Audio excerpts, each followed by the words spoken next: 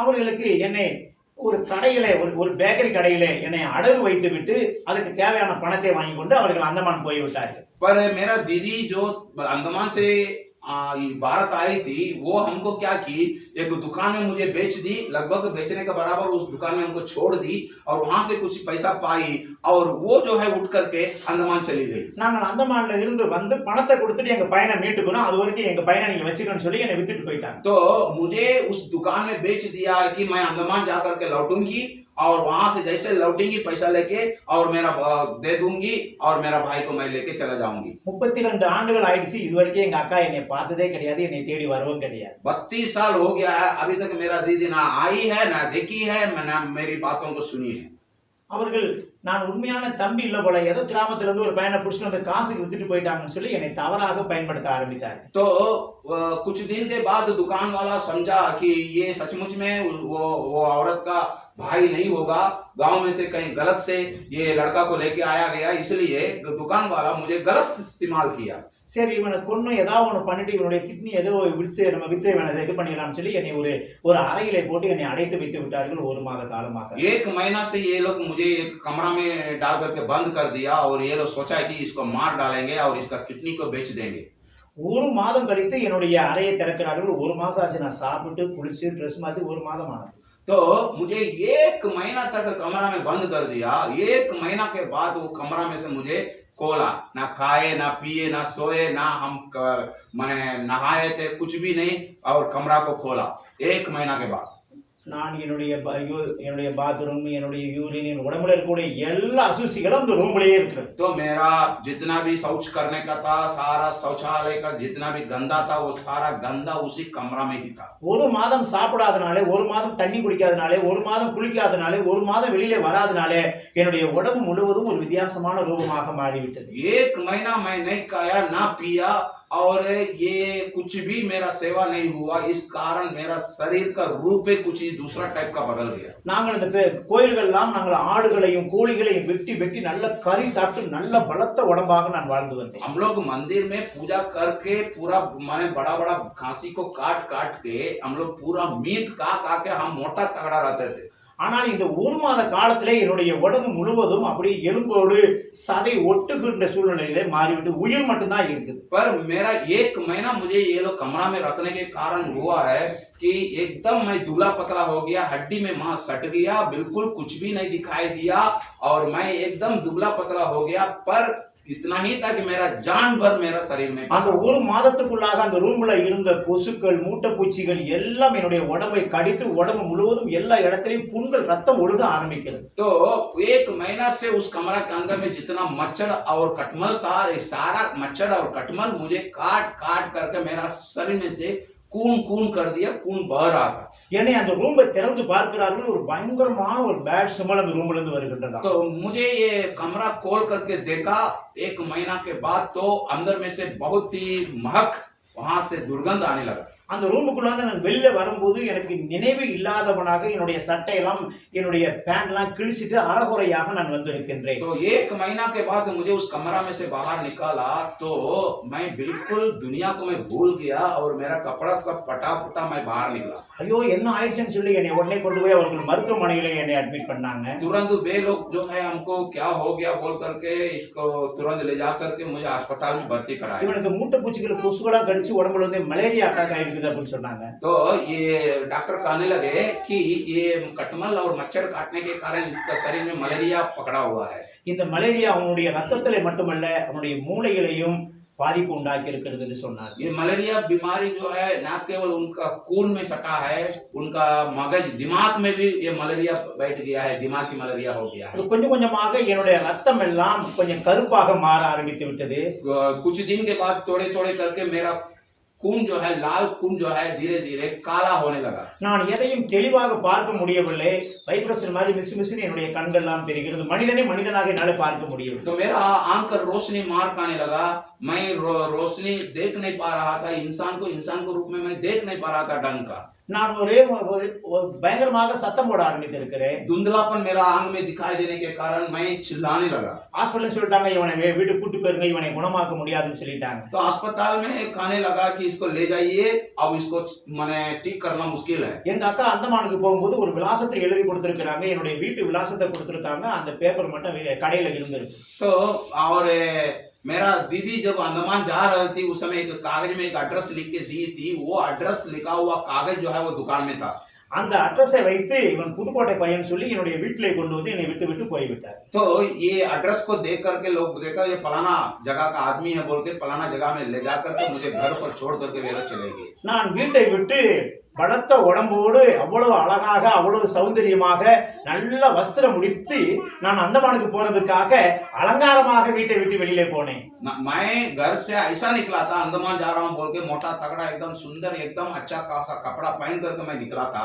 ஆனால் இப்பொழுது நான் வீட்டுக்குள்ளாக போகும்போது என்னுடைய உடம்பெல்லாம் தோலோடு சதையாக ஒட்டி எலும்போடு ஒட்டி மிகுந்த ஒரு பைத்தியக்காரனை போல தலையெல்லாம் முடியெல்லாம் வளர்ந்து தாடியெல்லாம் வளர்ந்து உடம்பெல்லாம் அழுக்கு நிறைந்தவனாக கிழிந்த வஸ்திரத்தோடு பைத்தியமாக வீட்டுக்குள்ளாக நான் போகிறேன். लेकिन अब मैं अपना घर में मैं घुस रहा हूँ एकदम बिल्कुल गंदा कपड़ा एकदम गंदा आदमी एकदम दिमाग काम नहीं कर रहा एकदम बिल्कुल पागल जैसा है हम उस घर के अंदर प्रवेश कर रहे हैं. என்னை பார்த்து யார் இந்த பையன் இந்த பைத்தியக்காரன் வீட்டை விட்டு அடிச்சு துரத்துங்க அப்படின்னு சொல்லி இருக்கிறாங்க. तो मुझे लोग देख के कहने लगा कि मेरे ही खुद के लोग देख के कहने लगे पागल कौन है इसको मार के भगा दो. ஏய் போ போ போ போ லூஸ் பைத்தியம் அப்படின்னு சொல்லி இருக்கிறாங்க. मुझे लोग बोला कि अरे पागल हटो हटो यहाँ से भागो भागो करके. இல்ல இல்ல நான் தான் உங்க அழகர் சாமி வந்திருக்கிறேன். तो मैंने बोला नहीं नहीं मैं आपका बेटा अड़गर स्वामी. नो नो नो நீ இல்ல, நீ யாரோ பைத்தியக்காரன், வெளில போ. वो लोग कहने लगा नहीं नहीं नहीं तुम एक पागल है तुम निकल जाओ. என் மகன் அந்தமானுக்கு போயிருக்கான் சம்பாதிக்கிறதுக்காக. मेरा माँ बोलने लगी मेरा बेटा तो अंडमान गया है कमाने के लिए. என்னுடைய அக்காவும் அங்கிருந்து சொல்லவே இல்ல, தம்பியை சென்னையில நாங்க விட்டுட்டு வந்துட்டோம்னு சொல்லல. मेरा माँ दीदी भी नहीं बोली थी कि मेरा भाई को चेन्नई में छोड़ करके मैं चले आया हूँ. என்னுடைய அக்கா நினைச்சிட்டு இருக்காங்க பையன் இங்க சென்னையில தானே வேலை செஞ்சுக்கிட்டு தான் வீட்டுக்கு போயிருப்பான்னு நினைச்சிட்டு இருக்காங்க. मेरा दीदी भी ये सोचने लगी कि वो तो चेन्नई में काम कर रहा था घर चली गई है. என்னுடைய அப்பா அம்மா நினைச்சிட்டு இருக்காங்க அக்காவோட சேர்ந்து அந்தமான்ல நல்லா சம்பாதிச்சிட்டு இருக்கான்னு நினைச்சிட்டு இருக்காங்க. मेरा माँ बाप सोचने लगे कि ये दीदी के साथ अंडमान गया है अच्छा कमाई कर रहा है. ஆனா நானோ பைத்தியமாக வீட்டுக்குள்ளாக வந்தேன். लेकिन मैं एक पागल बनकर के घर के अंदर प्रवेश हुआ. என்னுடைய தாயார் ரொம்ப அதிர்ச்சி அடைந்தார்கள். मेरा माँ का धक्का लगा. ஐயோ என் மகனுக்கு இந்த சூழ்நிலை ஆகிவிட்டதே. बाप रे बाप मेरा बेटा का ऐसा हालत कैसे हो गया. ஒவ்வொரு தெய்வங்களையும் என்னுடைய தாயார் கூப்பிட ஆரம்பித்தார்கள். एक एक भगवान को देवता को मेरा माँ पुकारने लगी. என்னுடைய தாய் செய்யக்கூடிய எல்லா மந்திரங்கள் மாயங்கள் சூனியங்கள் என்னென்னலாம் செய்து எனக்கு என்னை காப்பாற்ற முடியுமோ எல்லாம் செய்து பார்த்தார்கள். तो मेरा माँ उसको जितना मालूम है जादू टोना जितना तंदर मंदर सब कुछ करके मुझे दोबारा और चंगा कराने के लिए पूरा कोशिश की. என்னுடைய தகப்பனார் 14 கோயிலையும் திறந்து வைத்து ஆடுகளையும் கோழிகளையும் பலி செலுத்தி வெட்டி எல்லாவற்றுக்கும் ரத்த பலி கொடுத்து சாமியே உனக்கு என்ன வேணாலும் செய்கிறேன், என் மகனுக்கு நல்ல சுயநினைவை கொடு, என் மகன் உயிரோடு வர வேண்டும் என்று என்னுடைய தகப்பனார் 14 கோயிலையும் பூஜை செய்ய ஆரம்பித்தார். मेरा बाप भी 16 मंदिर में कांसी काट के मुर्गा काट करके हे भगवान किसी हालत में मेरा बेटा को अच्छा कर दो चंगा कर दो मेरा बेटा अच्छा बन जाना है बोलकर पूजा करता था. என்னுடைய மந்திர பொருள்கள் எல்லாம் எடுத்து என்னுடைய தாய்த்திகள் எல்லாம் எடுத்து மந்திரம் செய்ய ஆரம்பித்தார்கள். मेरा दाबीज जितना मैं पहना हुआ था पहले वो सारा दाबीज को पहना निकाल करके वे लोग जादू टोना कर मैंने उसी से वे लोग तंदर मंदर करना शुरू किया. இந்த வாக்கு சொல்லுகிறவர்கள் குறி சொல்லுகிற எல்லாரையும் என்னுடைய வீட்டுக்கு வரவழைத்து இவனுக்கு என்ன ஆயிடுச்சு, இவன் பிழைத்துக் கொள்வானா இல்ல செத்து போயிடுவானா, இவனுடைய ஜாதகத்துல என்ன இருக்குது சொல்லுங்கன்னு சொல்லி கேட்க ஆரம்பித்தார்கள். जितने भी भावी कहने वाले हैं उन सबको बुला करके वे पूछने लगे कि क्या ये बचेगा कि मर जाएगा, इसका जिंदगी भविष्य क्या होगा, इस तरह का भावी कहने वालों को सबको बुला करके ये पूछने लगे. எல்லா தெய்வங்களும் அந்த மனிதர்களுடைய வாயிலிருந்து பேசினது இவன் பிழைக்க மாட்டான் செத்து போய் விடுவான்னு சொல்றாங்க. जितना भी देवताओं को मानने वाले जितने भी भावी कहने वाले आए थे जितना जादू टोना वाले आए थे सब कहने लगे कि ये नहीं बचेगा मर जाएगा. என்னுடைய அம்மா சொன்னாங்க, ஆனா நன்றி கெட்ட சாமிகளே, அவன் பிறந்ததுல இருந்து உங்களுக்காக உங்களுடைய சன்னிதானத்திலே வளர்த்தனே, இப்படி பிழைக்க மாட்டான் செத்து போறான்னு சொல்றதுக்கெல்லாம் நீங்களாம் ஒரு கடவுளான்னு சொல்லி எங்க அம்மா கேட்டாங்க. तो जितने भी लोग आए हुए थे सबका बात सुन करके माँ डांटने लगी कि सुनो तुम लोगों इतना मैं सेवा किया तुम लोगों के सम्मुख में तो ये तो जिन पालन पोषण हुआ ये वहीं पर रहा करता था, आप लोगों को कैसा मन कर रहा है कि ये बचेगा नहीं मर जाएगा करके बोलने का आपको कैसा लग रहा है. இவன் மட்டுமல்ல நாங்க மட்டுமல்ல என்னுடைய முன்னோர்கள் இதுவரைக்கும் வணங்கி வந்த தெய்வம் நீங்க உண்மையான கடவுளா இருந்தா என் பிள்ளைக்கு சுய நினைவை கொடுத்து உயிரோடு அவனை பிழைக்க வைங்கன்னு சொல்லி என்னுடைய தாயார் கேட்க ஆரம்பித்தார்கள். मेरे माँ ऐसा प्रार्थना करने लगी कि ऐसा एकदम दुहाई देने लगी